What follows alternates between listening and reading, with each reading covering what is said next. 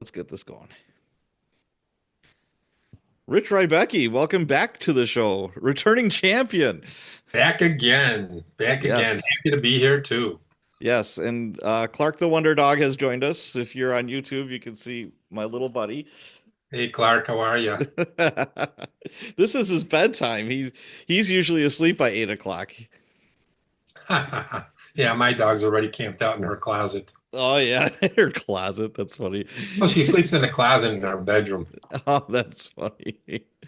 Oh my. So we're gonna I- look back on 2024, some police stuff, some current event stuff, and some writing and publishing stuff. So, Rich, how are your holidays? Pretty good, pretty good. We decided to stay put this year. Usually we go back up to Chicago.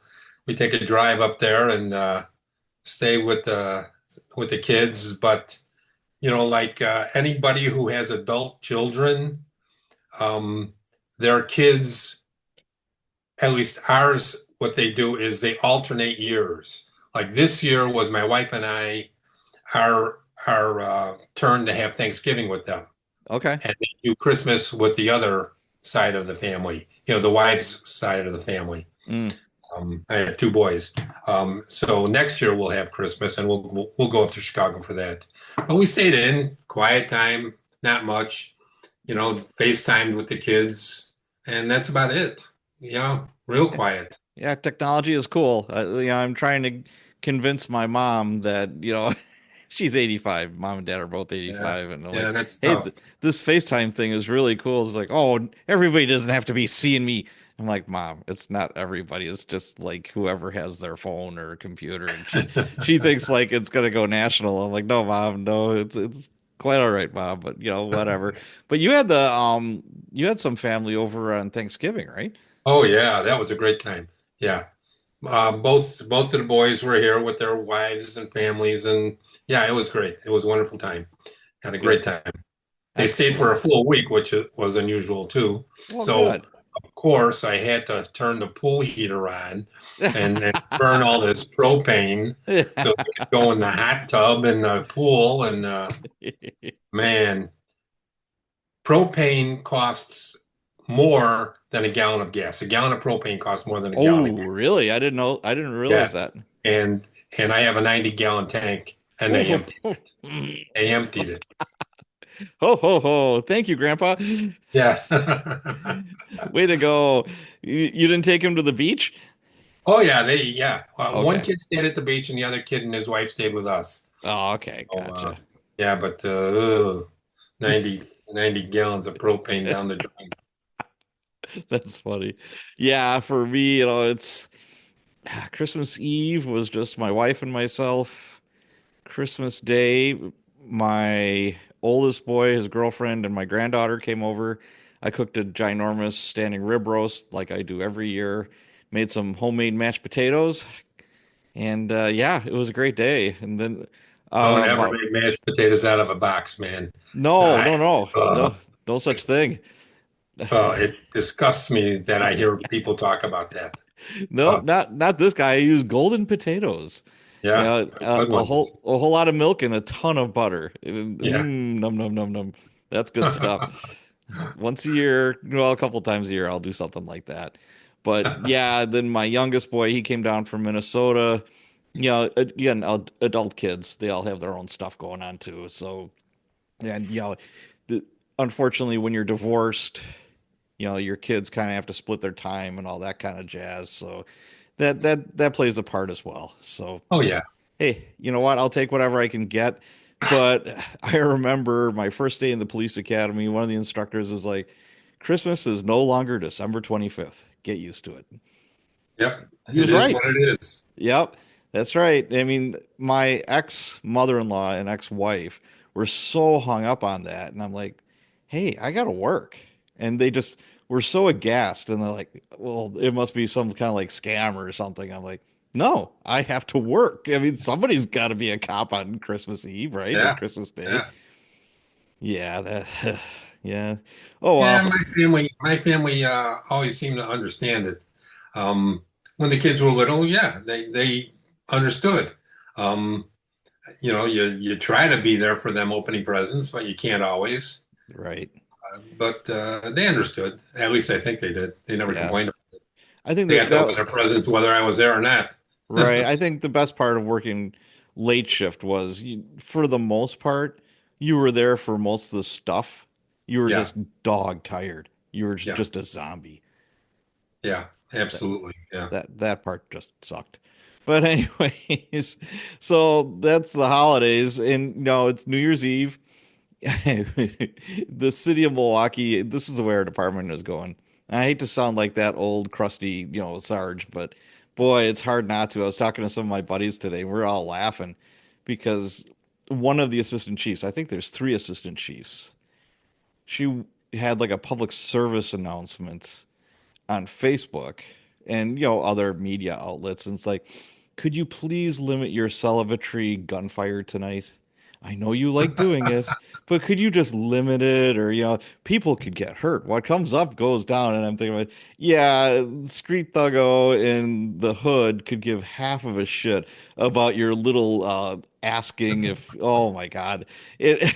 I don't know how many phone calls and texts I got after that. They're like, "Is she out of her mind? This is what we're coming to." And I'm like, "Yep, this is what we're coming to." Yeah. Here in Sarasota, fireworks are illegal, but they made two exceptions, 4th of July and New Year's. Oh, So okay. both of my neighbors, they're blowing off fireworks left and right. And thank God my dog is nearly deaf because she didn't hear it at all. Because when she could hear it, just freaked her out. Aw. Yeah, my Clark here, he doesn't care. Because last on New Year's Eve, one of our neighbors was blowing off fireworks. He had some pretty impressive ones. There were some loud bangers, and he didn't even flinch. I'm like, dang, I know. I mean, he's got big ears. He can hear like a cheese thing unraveling from across the house, but he was fine. I don't know. He did well. That's his first New Year's with us with fireworks, and I'm laying in bed because I'm old and boring, and I you was know in I bed by 10. I was in bed at 11. I watched the New Year's Eve, Dick Clark's New Year's Eve, and it was so lame. Oh my God, it sucked. It was horrible. I'm just like, and usually I like Carrie Underwood. She was there, but the sound was really bad. It was just dumb, and I'm just like, wow, this just sucks. And but I still waited till 11 to go to bed. I'm like, okay, well, East Coast time. I waited and and I'm laying in bed and midnight I get woke up by the neighbors blowing off fireworks and I'm like, you know what? If this is the worst thing my neighbors ever do, I'm okay with that. Yeah, yeah, yeah. I'm the same way. Yeah. Here's the weird thing about Sarasota. Fireworks are illegal, right? But right on 41, just north of me, is a huge fireworks store, and they're open every day selling fireworks, but they're illegal. So what are they selling? I don't get it. I Yeah. figured it had to be some kind of organized crime front or something. Yeah, I was educated. I had a show with Vic Ferrari and Marique Bartoldas, both are retired NYPD detectives, and they let me know, especially Vic, because he was in the organized crime unit, that like almost 100% of fireworks in New York are mob controlled. I It's believe it. it's all organized crime. I'm like, Yeah. really? I did not know that. So I learned something new. And Interesting. speaking of organized crime fronts, it always made me wonder back when we had actual shopping malls, the Yankee Candle Store. How does a Yankee Candle Store sell enough candles to Yeah, pay rent in a shopping mall? I don't That's a know. front. That's got to be a front. Is You that the know, cynical cop in me? yeah, I mean, maybe there's people out there that just That's a love lot of freaking candles, man. that's a lot of wax. Yeah, that's a whole lot of wax going on there. A lot of scented candles going on. Yes. Yeah, I never thought of that, but and it never looked like they were busy. There No, was no, never a line out the door to get candles. no, no. But they never closed. They were always there. There Their was always laundry a candle shop. They're laundering money out of there. That's the confidence. There's our conspiracy theory for the evening. Yankee Candle slash Mob Central. That's right. So I was talking about New Year's Eve. I'll let you go first. You were in the Facebook group and you said something about the ghoul pool. Could you tell us Oh about that? yeah, every year we had a ghoul pool. Like I mentioned on your Facebook group, I ran it for a few years, um, and you know, it was actually kind of tough. It's easy. Okay, you make the grid out, and you sell the squares, but and everybody was buying squares. They were buying multiple squares um, for the beats within the districts where the first homicide would be, and but the problem was, and it came up, seems like every other year was on a delayed fatal.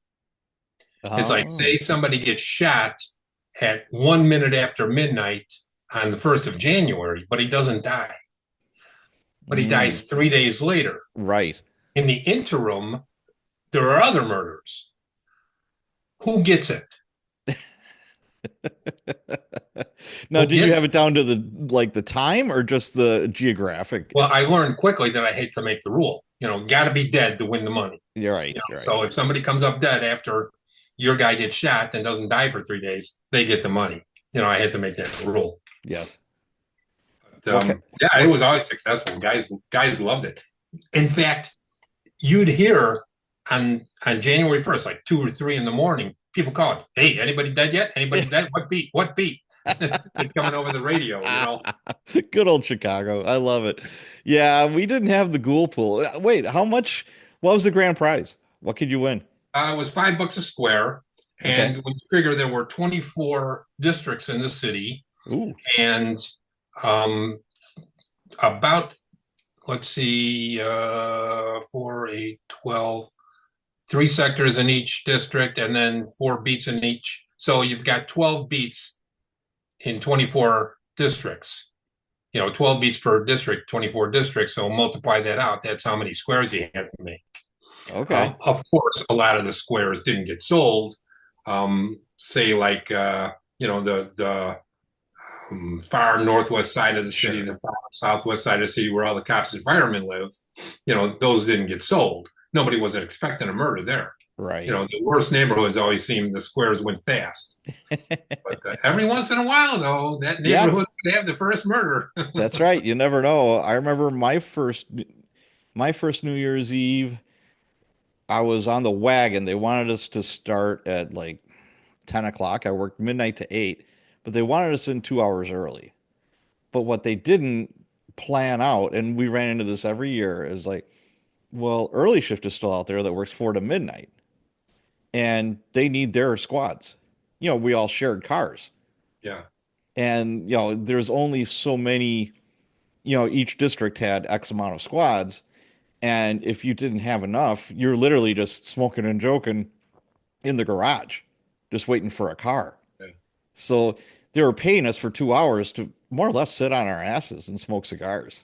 And I'm like, okay, if somebody had the brainchild, in the ivory tower, is like, well, let's get them all early. But they didn't think of the logistics behind it. yeah. We had pool cars. Every district had a couple of extra cars, and then um, if those were taken, you were always told, well, call over to the area and see if the detectives have any cars you can use, unmarked cars. And everybody like that, they want to ride around Oh in yeah, an unmarked absolutely. car.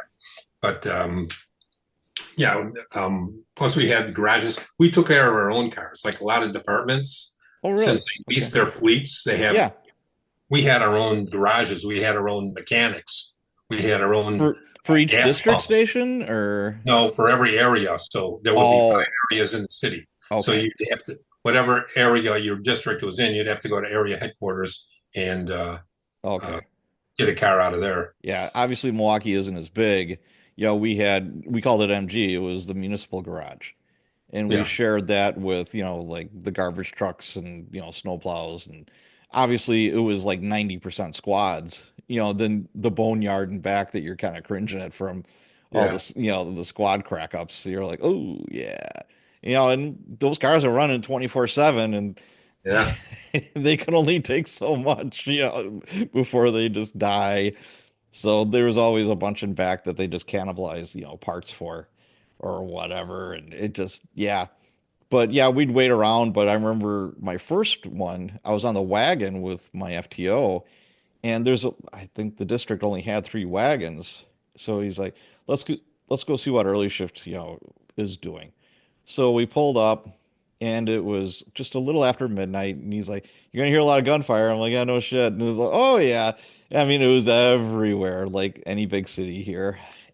And it kind of calmed down a little bit. It's like 12:30, and we roll up to a tavern, and there was a bar fight there. Early shift wagon was there, and we're gonna see, hey, would you mind swapping with us because we took this old beater car, to the wagon. And you know how cops are. They're very particular. They want their car, their Yeah. wagon. They become very possessive of this. And, it's their baby. They have everything set up exactly the way they want it. And Reggie is just like, yeah, we need 95R. And I'm like, all right. So we swing by, and the wagon driver for early shift, he was this guy, he had, oh God, 25 years on, more than that. And he stayed early shift his entire career. He loved working 4 to midnight. And he was just like this ginormous Neanderthal looking man. He had hands larger than most people's heads. I mean, I'm surprised they weren't dragging on the ground. But the funny thing about him is he had some of the nicest handwriting I've ever seen. Wow. It was like calligraphy, like literally like calligraphy. I'm like, that's coming from him? And it's like, yeah, man, you got to see his handwriting. And that was like the big thing. It's like, you got to see how this guy writes reports. And I'm like, wow, you never would expect that from him. But be that as it may, there's a couple of coppers out front, bunch of yellow tape, and it's like, hey, what do you guys got? And he says, oh, we got a dead one. And it's like, oh, okay. So John was the name of the copper. He comes out and he says, we got it, baby. And I said, what do you mean? He said, first one of the year. He pronounced him at 12:01. He said, we got the first one. And he was so happy. And I'm just like, bar fight. And he literally was beat to death with a bar stool. Oh, Cracked open his coconut, and that was the end of it. So and that that's was, and that's Capper celebrating. oh, They handled the first murder of the year. yeah, You know. you think you're special. Then the Yeah. second one, I was with Reggie again on the wagon a year later, and there was a riot right at midnight in front of a motorcycle club. It was an all-black motorcycle gang slash club called Throttle Twisters. We always had problems there. It was like in one of the worst parts of the city.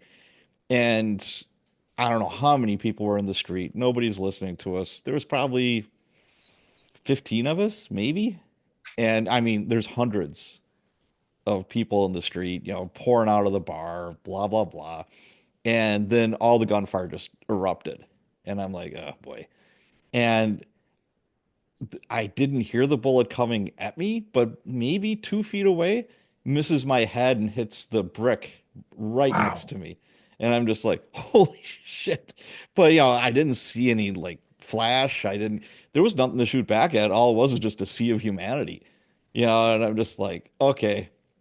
So everybody got their batons out, and we formed a line, and we are just trying to move them out. And my FTO, then partner that night, Reggie, got out his OC, and he just started yard guarding the the crowd. He just emptied his OC canister, and the wind shifted right into my face. So Oh, he's yeah. spraying me. I'm like, Reggie, you're spraying me. He's like, what? I'm like, you're spraying me. I mean, it's loud and everything else. And, I've got snot coming down. My eyes are all big and puffed out. And I'm like, thanks, buddy. Yeah, this is what partners do, And I'm like, all right. Oh, yeah. Just as many cops got sprayed with that OC when Oh, they let yeah. loose on it. Oh my God. Yeah, Yeah. that's one thing people don't realize. It's like my daughter, I gave her some OC when she went off to college, and I gave some to her roommate. And I'm like, it's not 100%, honey. Yeah, it doesn't work It's a that great. condiment, man. It's a condiment. Yeah. Some people are debilitated by it, and some people are just pissed off when they get it. Yeah. Yeah. or the wind shifts, or it's raining, or I mean, there's 100. It's not 100%. And those guys that came out of the joint, they were immune to it because they Oh got yeah. sprayed so much in the joint. Yeah, they were immune to it. Didn't bother them at all. No. Yeah, I was lucky. I could, obviously I didn't like it, but I got sprayed a few times when I was in the academy, on the street like twice by accident, and then I was a pepper ball operator. Those things look like paintball guns, Uh-huh. but they were little they look like marbles filled with OC. Yeah. You didn't So, aim at the head, did you? pardon? You didn't aim at their head, did you? No, you were taught to walk it up. You start on the ground by their feet Yeah. and Boom, you boom, boom, walk boom. it up, like their legs and to their torso. But yeah. Um, so and then like the final part of training was we went in the fire department's tower and it's like, all right, you're all gonna get gassed. And I was like, all right, bring it on. Yeah, they did that with the tasers for us. Come on, you're gonna get tased. You Yeah. know, that was not pleasant. Not at Well, all. I never got tased because we had a very limited amount of tasers. I was never Yeah. a taser operator, so I never got tased. It was only the supervisors they had do that. Uh, Really? because, if you were going to deploy a taser, you had to call for a supervisor. Right. Because we had to write a report, a use of force. Yeah. In fact, supervisors were the only ones carrying tasers for a while No by kidding. us. Wow. Yeah. Um, and that's one of my pet peeves too. You see on the TV or the movies where they tase somebody and they're unconscious for an hour. Yeah, Oh, no. it's ridiculous. It just does not happen that way. No, no, not at all. And again, you can't use them in the rain. Water and electricity don't work so great. Yeah. You can't use them on somebody that's got a heart condition. Not that you're going to know that up front. That's in the rule book. And I'm like, how do I And know this yeah, guy's got a pacemaker?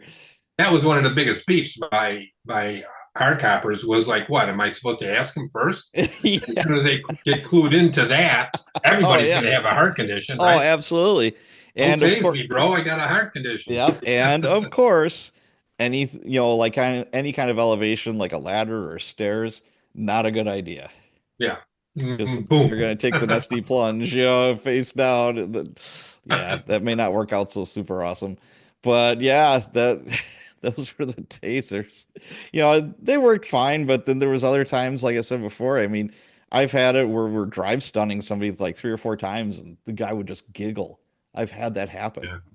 And then, I remember back when I was living in Chicago, a buddy of mine, his sister had a stun gun. Remember the thing with the two prongs? It almost Yeah. looked like a flashlight and then the two prongs. Yeah. You press that thing and it arcs between the two Yes. prongs. So of Yeah. course that became a drinking game with us. Oh, See how yeah. long you can keep the prongs Oh, on. yeah. Yeah. Yeah. Yeah. Oh, so much Whoever fun. had one in a bar, they always pulled it out after a while, right? Yeah. Just for funzos. So any notable New Year's Eve stories for you? It's like we said on Facebook. Yeah, we were the guys hiding under the viaducts any chance we got. When I was in a detective division, we shut all the lights off, close the shades, and get behind a wall and just Yep. wait it out.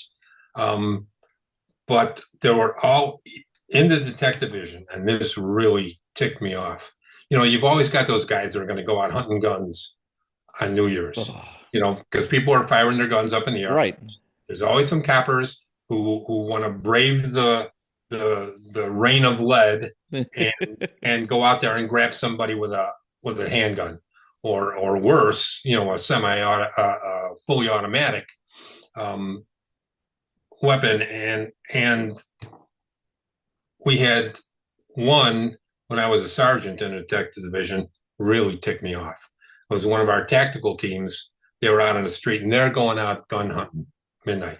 Uh, Next thing you know, they're coming in with a police involved shooting. They oh, killed absolutely. they killed somebody. And Ah, what pissed me off was it was this poor Mexican guy on his porch shooting the gun up in the air. Well, they're in the alley. They rush over there. Hey, drop your gun. He looks at him. What? Pow! They pow. ah, Killed him in front of his family. Just oh, disgusting. It was ridiculous. It's of course, the guy had a gun. They made it a justifiable shooting, but man, I was pissed off. I was really pissed off about that. Yeah, you have to, and that's where experience comes into play. Yeah. And It, where's their supervisor, right? right, Where the hell was exactly. their supervisor? Here's the thing. I remember I had one of my recruits, and they put me with her because nobody else would work with her. She was terrible. No bueno, just not a Yeah. good cop. And we're by a flower shop. I'll never forget it. It's across from a housing project in our squad area.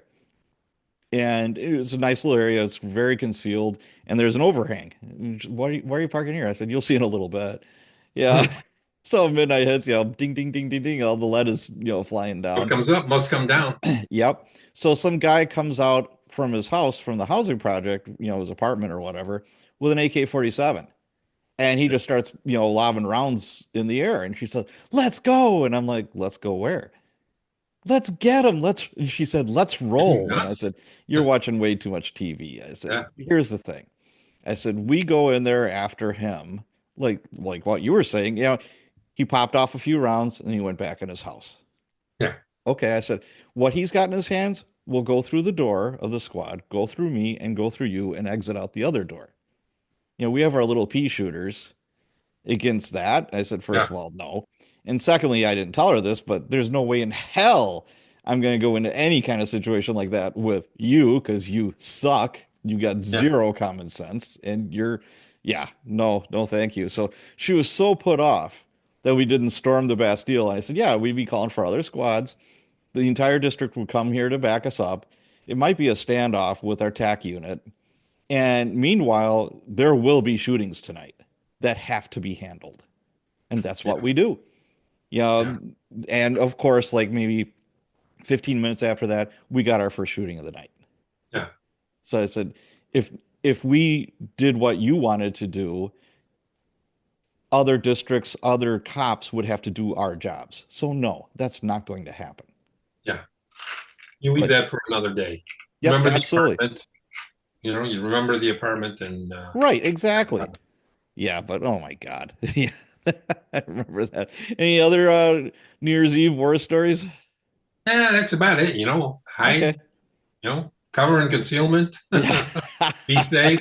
Cover is Um, good. Yes, I got nothing exactly. from when I was a patrolman or in gang crimes. Oh, when, when I was a lieutenant, when I was a homicide lieutenant on the north side, I did work one New Year's Eve.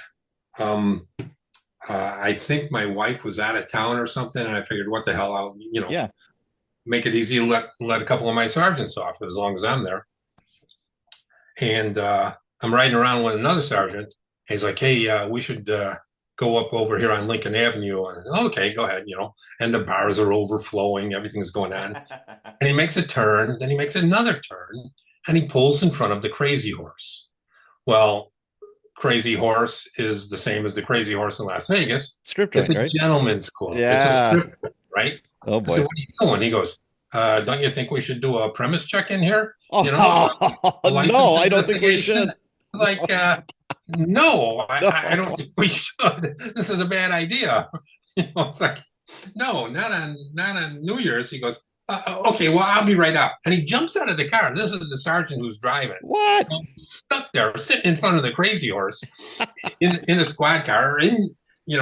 We're in plain clothes. Right. Uh, in an unmarked squad, but But still, still. everybody knows what an unmarked Oh, squad. absolutely. What the hell is this copper sitting in front of the Crazy Horse for in the passenger seat? You know, and literally, he was in there so long, I had to go in and get him out. He was Oh. sitting there, front row, you know, watching the pole dance. What are you doing? Get out of here! He goes, "Oh, come on, Lou, sit down." No, we're out Nah. of Yeah, here. that's a recipe for disaster. Yeah. Oh my God, what are you thinking? Well, the thing about that place was the guy who had my job as the homicide lieutenant on that north side area um, was the manager of the Crazy Horse. Oh. Oh, he, really? yeah, he retired and he got Oh. that job. Oh, okay. There. he's dead now, so I can talk about it. But yeah, there were rumors that he always had a loose organized crime connection there. Oh, And absolutely, yes. when he retired, they offered him this job to be the manager. And he goes, well, okay, I got to clear it with my wife. And so, Yeah. so he comes back to them and says, my wife says, no, I'm sorry, guys, I can't take this job. Right. And they're like, hang on, we're going to pay a visit to your wife. And he's like, Shut oh my up. God, what do you mean you're paying a visit to my wife? Yeah, that doesn't sound Well, they good. come to her. They go to her while he's home with a paper bag, paper grocery bag, like you get from the grocery store, Yeah. rolled up, tied up, and they come in there and they open it up, $10,000 in cash, and they give it to her. This is yours. This is not your husband's. This is yours.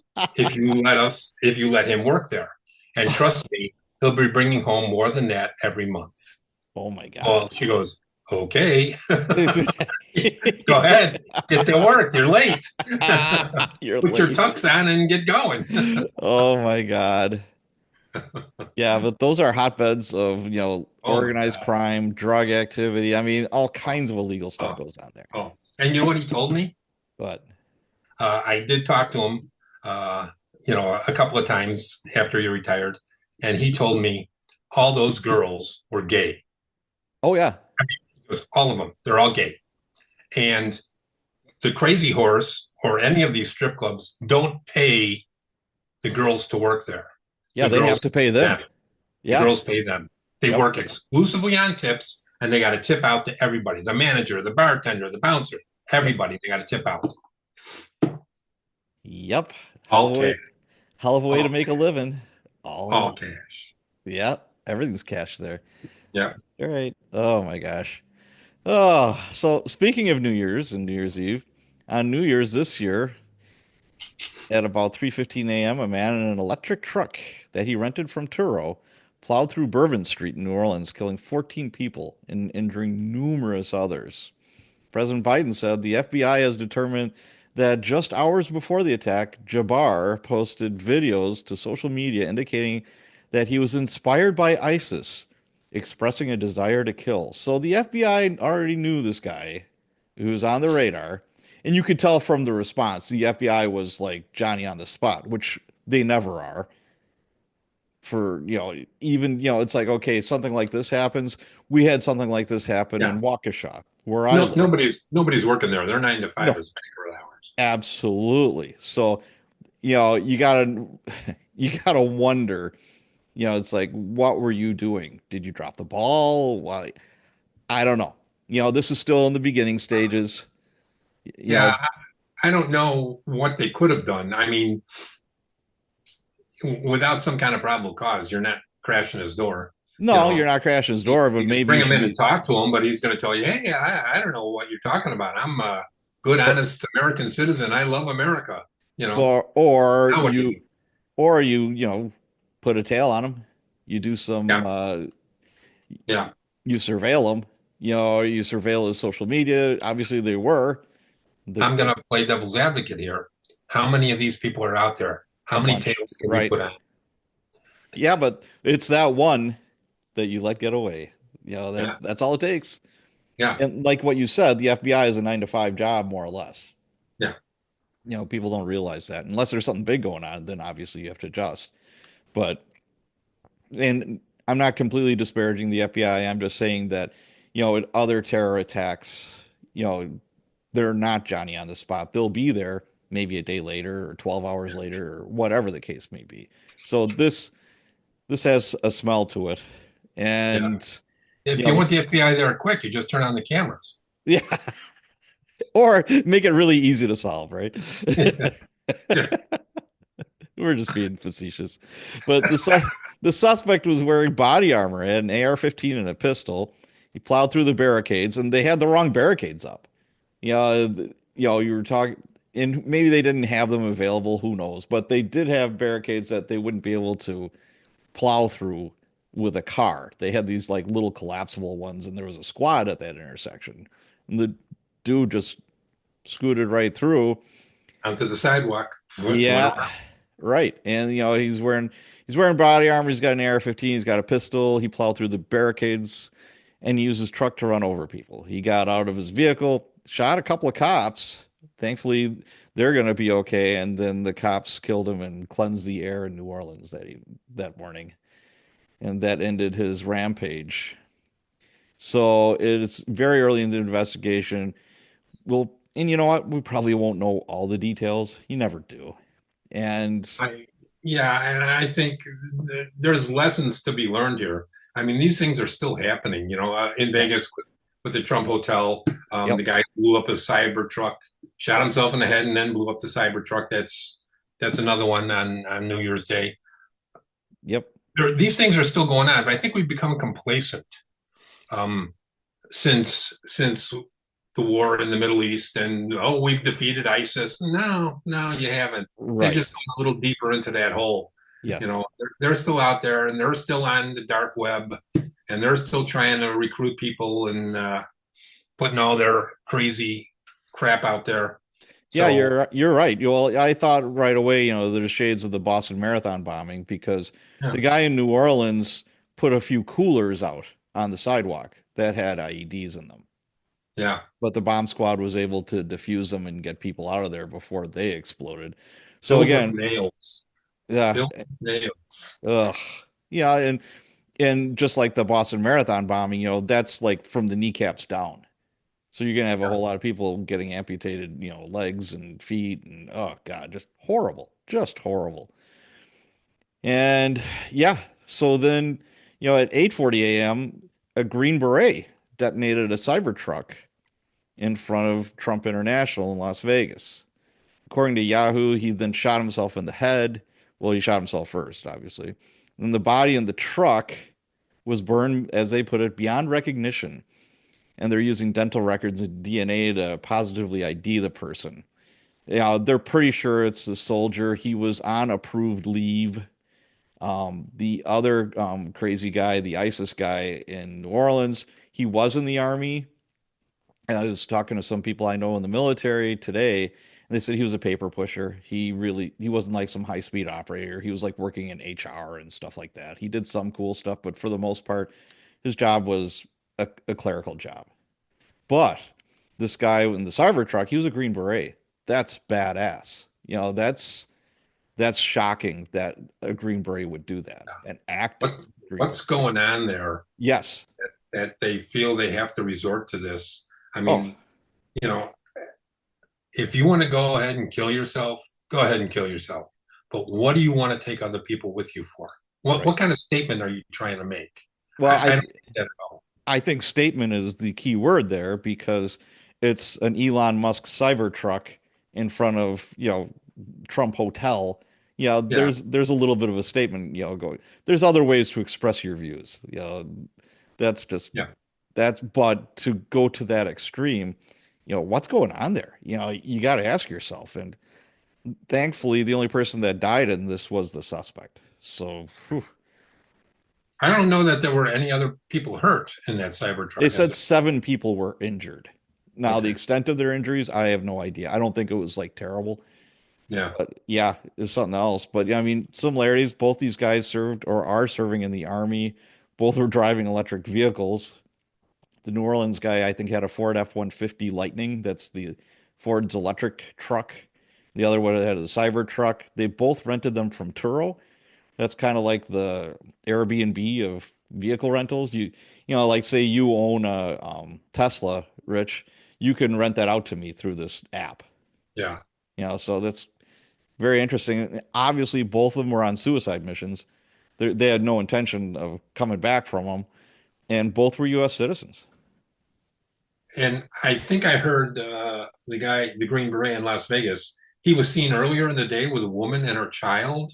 Oh, I didn't Um, know about that. don't know if they were that was his wife and kid or what Lord. was going on there. I only heard it briefly on the news that some witness saw them and talked to the woman, saying, "Oh, she was a real nice woman. The kid was nice," but I don't know anything more about that. Yeah, on Thursday, the FBI made a statement and they said they found no definitive link between the two suspects or the two incidents. but there are striking similarities. Yeah, there are. Yeah, there are. So, in both cops, we don't believe in, happenstance. We don't believe in, that kind of stuff. That's No, not when it comes to that stuff. There's no nope, coincidence. not at all. All right, let's move on. Yeah, 2024 in law enforcement. Unfortunately, 144 cops were killed in the line of duty. This is not acceptable at all. We have huge problems with recruiting and retaining cops. Something has to be done. I don't, I think the wages, you could always do better with wages and benefits, but when I got on the job in 95, I took the test in 91 and there was 3,500 people there for 400 jobs. Now they can't even get people to go take the test. yeah, Where do you go? What do you do? yeah. Same thing in Chicago. I guess they had over 2,000 vacancies and 700 people showed up to take the test. That's And unreal. you don't want all those 700. No, no. You might, if you're lucky, you'll get 50 that are qualified Right. that you want.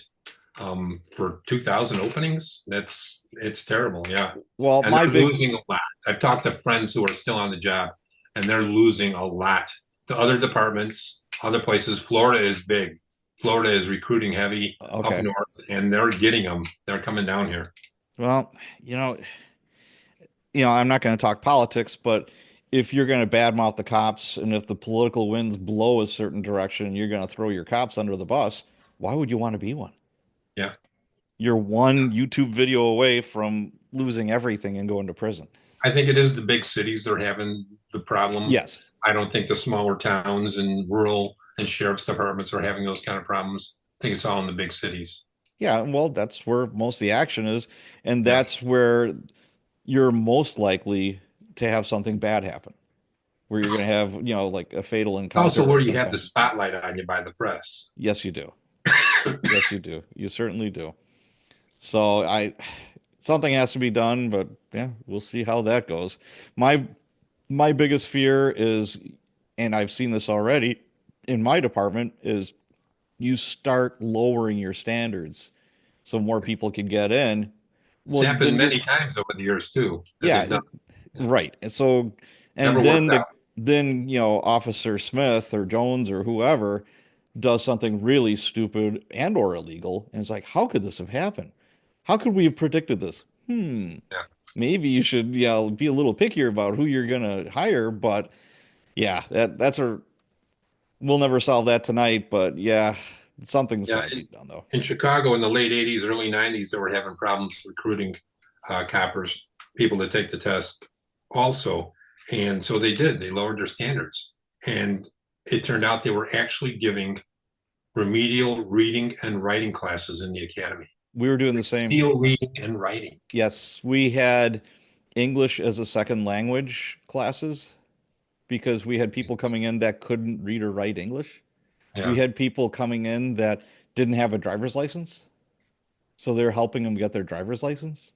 yeah, A big part of your job as a cop is pushing a right. squad car around. You got to Yeah, drive the car. I mean, not like yeah. Starsky and Hutch, but at least you should be able to drive the frickin' thing. Oh, I can't take an Uber. Yeah. There you go. That's a new company we could start, Rich. We wouldn't have to do any paperwork. Yeah, take me to 1234 West Main Street. On it. Let's go. I'll be in the car. You guys do whatever you got to do over there. I'll be waiting. You just pay me to be your chauffeur all night. I could see we're brainstorming. We're thinking of stuff here, buddy. I like this. All right. All right. Writing and publishing. So this is cops and Oh, wait, writers. wait, wait, wait. I got a couple of things here. All right. Uh, Good news for the police and fire and I like to hear that. other government, local government employees was the Congress finally passed the WEP elimination bill where for Social Security. Ooh, Now, right, but Biden has to sign that though. January 6th, he said he's going to sign it. If he lasts till January 6th, fingers Yeah. crossed. Go, Joe, go. Even if Jill signs it, I don't Four care. As days, long as man. it's, 4 more yeah, days. come on, let somebody. Kamala can I don't sign know it. if a I lot don't of your care. listeners know what that is, but way back in the early 70s, Dan Rustenkowski, an Illinois piece of crap, congressman started introduced a bill and got it passed where government employees, other than federal government employees, had their Social Security reduced by 50%. Yes. Um, if you were on a private pension plan, like police and fire usually are. So, I put in my quarters, and the Social Security I get is enough to cover my Medicare, but that's just about it. Right. But now, with the new formula, I'm going to be getting an extra $300 a month. Woohoo! There you go. Woohoo! Woohoo! That's gas money, man. Yep, Gas, eggs, exactly. and milk. Yep. Yeah, I didn't get on the job till I was 30 and I was working since I was 16. So I had 4 years, You got a lot 14 of good quarters in then. I had 14 years. There you And go. then when I retired, I worked for Delta for a while, so there was even more I was paying into Social Security. So I have Yeah.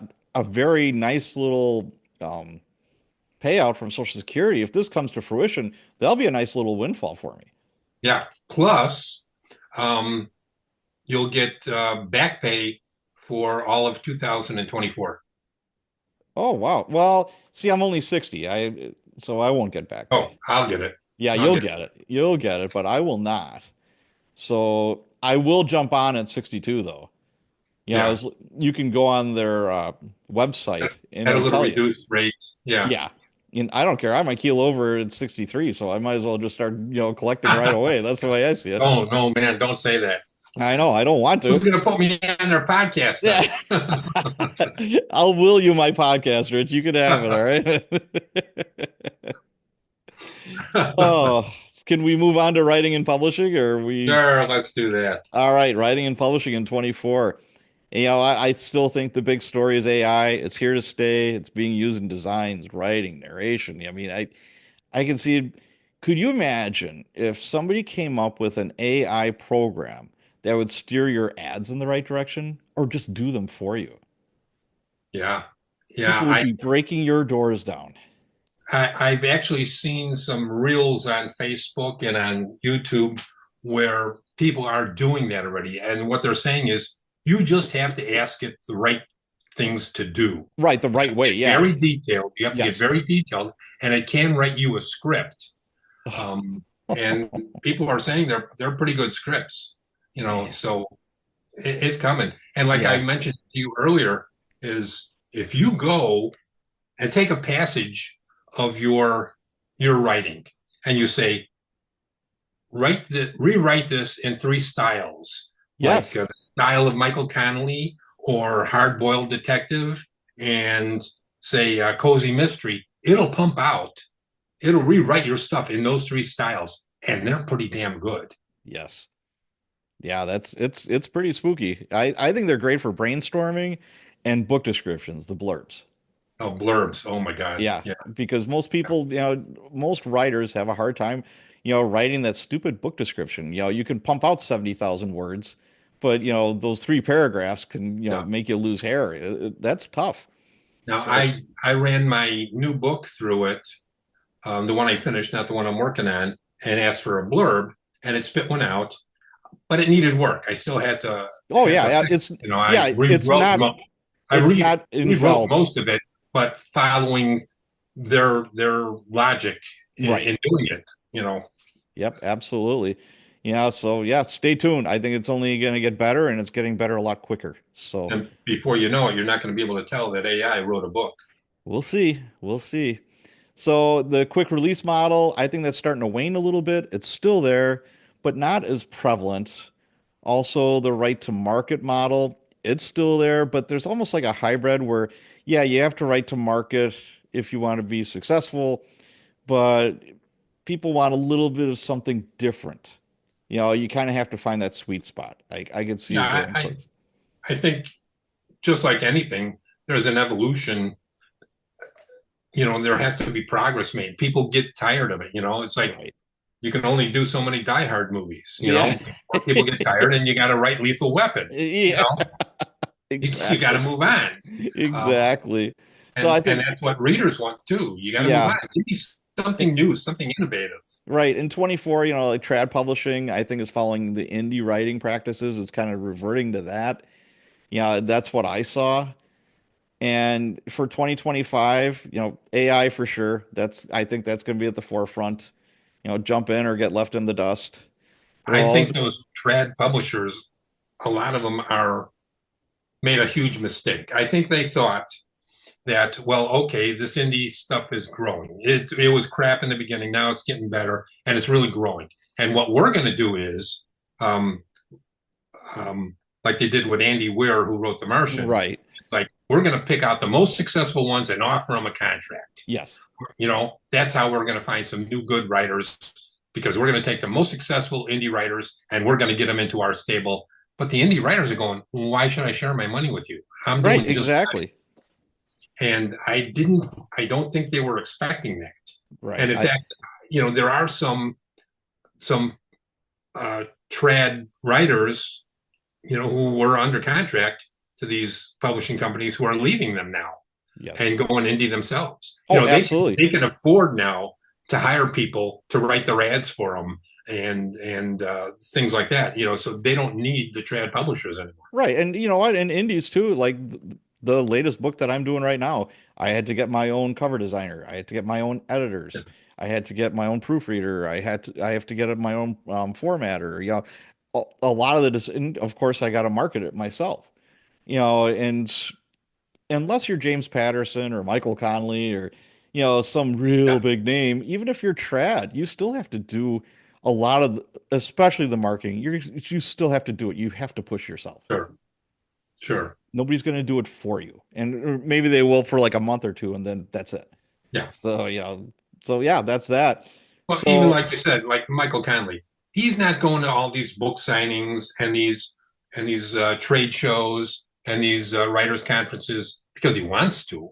He's doing it to market his books. oh, absolutely. Absolutely. So go indies and hybrids. I think that's the trend for 2025. So, Rich, you're 2024. What did that look like and what's on tap for 25? Oh, well, finished one book, started another one, almost done with it. I signed with Vinci Books, and they're promoting my books. They got a lot of Facebook ads running right now, and man, they're spending money. They haven't seen a return yet, very much of a return, but they're spending money. I'm really impressed how they're spending money. They redid all my covers for me, and they're redoing them again. Um, they are going to do a rapid release on my new series. So that's why I'm hurrying to finish the second book. Um, what else? And then aside from that, for me, there were two hurricanes down here that hit Sarasota. Oh, that's right. Yeah. Yeah, and that was scary. We stayed for one, and it was, when it made landfall, it was a little north of us, and a lot of rain, a lot of rain. Ooh, got worried about the flooding, but we were good. Not as windy as I thought it might be. But then the second one, they were saying was going to be a Category 5 when it hit land, and Right. it hit Sarasota. It was down to a Category 3 it hit when it hit, but Wow. man, did it do a hell of a lot of damage. Yeah. Wow, it was terrible. We left for that one. We went up to Tallahassee. Um, it was, ooh, man, it was bad. But hopefully we won't see anything like that again for a few years. Yeah. Hopefully not. As far as me, we got a new dog, Clark, who's on my podcast quite a bit. He's quite the cool little pooch. Went to Killer Nashville for the first time. Yeah, I was there with you, man. That was a Yep. great time. It was. It was. That was a lot of fun, with Honore and her husband and Jody and Chris and yeah, I really I enjoyed hanging out with you guys a lot more than the conference Oh itself. yeah, Uh, those those panels were not.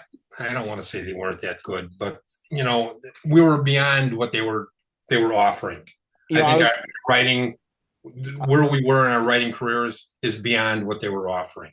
I think, I was thinking about that a couple of nights ago and there were panels that you paid for that seemed higher level. Yeah, And we're two old retired, cops. We're not going to pay for this I'm not stuff. paying. Yeah, No. So we always go for the bargains, you know. So I that's part learned of it, I think. more. I learned more talking to you, Jody, and Honore than any one of those panels could have helped me with. Yeah, yeah. But it was a lot of fun meeting people from the Cops and Writers Facebook group or people who listen to the podcast that just came up to me and say, "Hey, can I have a selfie?" Or or people that I interviewed that I've never met in person. So that was really cool. That part I really enjoyed, and of course, Honore took us out every night to show us where the locals went. So I was very appreciative of that. So that was really cool. So let's see, what else did I do? Rode my motorcycle a lot, rode a lot. I wrote the good collar, and then I'll publish it hopefully next week. That's what it's looking like. By the end of next week, it should be out. You gonna start on the second one right away? Yes, yes, I will. Good. And Good. then I I want to read started that work. first one. Yep. Then I started working at an Irish pub out of a lark. My An buddy that owned. Irish pub. Yeah, I know, weird, right? O'Donoghue's. Yeah, Patrick O'Donnell's working at Jamie O'Donoghue's pub.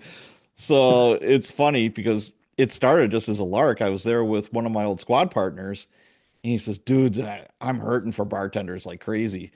And we both look at each other, and my old partner is like, I got a bad ankle, I got a bad knee, blah. And he's like 10 years younger than me. And I'm like, Jamie, that's been like 35 years since I was behind the bar, not in front of the bar, and I bartended for a while, and he says, I don't care. Come on down. And I'm like, all right, I'll give it a try. I'm having a blast. You know, Good. I usually work one day a week, but I get called in maybe on weekends and hey, I make a little bit of extra scratch and it's fun. And you know what? It's I also think, harder than you thought it would be. oh yeah, it's standing for that long is not fun. Yeah. And hauling, bottles of liquor and beer and everything else, throwing kegs around, that isn't a whole lot of fun. And just going in the beer cooler under the bar to like try and hunt something, your body's contorted in weird positions. And I'm like, I'm too old for this shit, man. That's no fun. But you know what? What I did learn though is we are in our own little echo chambers. We have our little circle of friends where, for the most part, we kind of believe in the same stuff and think the same way. And it's nice to get out and hear some different stuff and see some different point of views for different things. I'm sorry. It's good for you. It's good for you. I've got a couple of bartending stories if you want to hear them. Sure. My dad's family owned a tavern, old Polacks in the old neighborhood, Milwaukee and Division and Ashland in Chicago. And uh, as time went on, my grandparents died. My aunt took over the tavern, Yeah. and she had it for years. And I was probably in my 30s back then when my uncle, my aunt's brother, would bartend there on occasion, and he was having a birthday party there. They were throwing a party for him, so they needed bartenders. So my aunt calls me up and says, "Hey, come on down and bartend. Your cousin's husband will be there with you. You can bartend." Okay, fine. And the place was busy, but not real bad. And Right. it's a shot in a beer kind of joint, Right. Exactly. just a neighborhood tavern. So, I'm tending bar and it's just pouring beers. And there's like these three guys and, they're drinking a lot. And, and after about the eighth or ninth round they bought, I said, listen, this one's on me. I'm buying this. They're like, what are you doing? I said, I'm buying you a drink. The bar's buying a drink. They're like, does your aunt know you're doing this? I said, what are you talking about? They're like, she never buys around, ever. You better go ask her. I said, I'm not asking her. You want it or not? I'll Right. charge you for it, but oh, they took it. That's funny. I love it. All right. Well, let's wrap this up. All right. You got anything before we say goodbye? No, I think that's about it. All right. People know Well, where to find me by now. If they don't, look me up. yeah, Google my name, and you'll get all you need. Richard Rybicki. Is it richardrybecki.com or what is it? rrybickyauthor.com. Okay, there you go. That's where you'll find Rich, and you'll find me at copsandwriters.com. And hey, Rick, thanks again for being on the show. Really appreciate Anytime, it. man. Anytime. I'm going for the record. Okay, that sounds good. All right. Well, thanks everybody for listening. That's all I got. Happy New Year, happy holidays, and hope you have a good 2025.